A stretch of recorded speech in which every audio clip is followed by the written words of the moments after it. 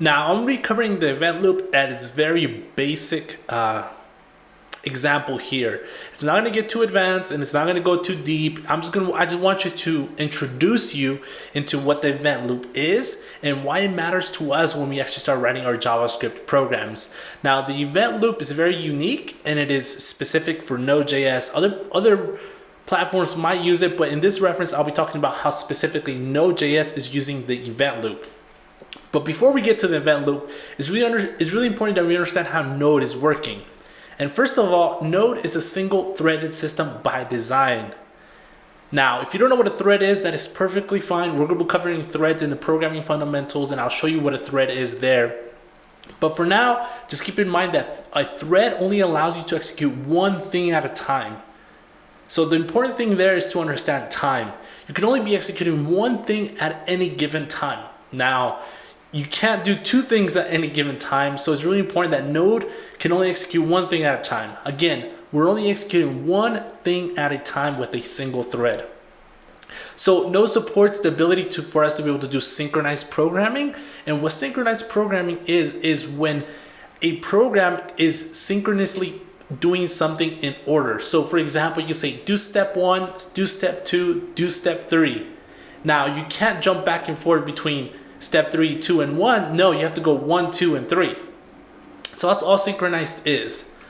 Unsynchronized programming allows us to run a program that is running unsynchronized. So for this example, we can say do step 1, do step 3, now do step 2. So step 1 and 2 and 3 are not relying on each other. They just pretty much can execute at any given time. Again, remember that specific keyword, time. And now this brings us to the event loop. Now I have here a diagram for you that you can actually take a look at. And before I do that, I want to go ahead and switch over to the browser view so you can actually see this just a little bit larger. And now you should have a clearer picture here. And as you can see here, we're looking at the event loop. Now the event loop has a couple components here. It has the executing process, which is this rectangle right here, and anything that's in that rectangle is going to be executed in sequential order. Again, step 1, step 2, step 3, so on. Now, if you want to execute something unsynchronously, then we have to put something into a queue that will say, hey, Node, I want you to execute this, but I just want you to execute it sometime in the future. I'm not sure when that sometime in the future is going to be. Just execute it sometime in the future. Now, this is a very important idea because Node allows us to execute both synchronized and unsynchronized code at the same time. This might be a little bit different if you're not used to running code in this manner. Again, we can run code in a sequential order and in an unsequential order.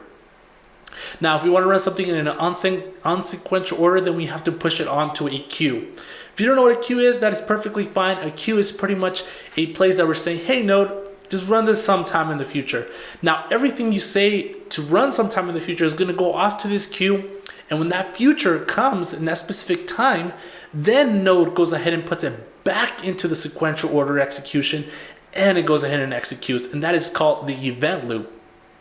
Pretty simple.